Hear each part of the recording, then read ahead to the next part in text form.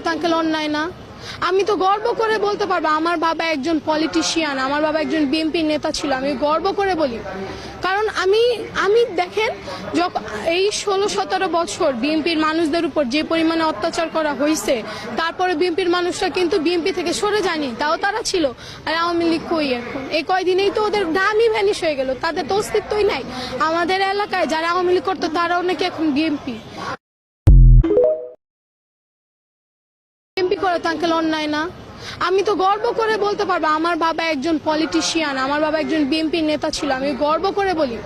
কারণ আমি দেখেন এই 16-17 বছর বিএনপির মানুষদের উপর যে পরিমাণে অত্যাচার করা হয়েছে, তারপরে বিএনপির মানুষরা কিন্তু বিএনপি থেকে সরে যায়নি, তাও তারা ছিল। আর আওয়ামী লীগ কই এখন? এই কয়দিনেই তো ওদের নামই ভ্যানিশ হয়ে গেল, তাদের তো অস্তিত্বই নাই। আমাদের এলাকায় যারা আওয়ামী লীগ করতো তারাও নাকি এখন বিএনপি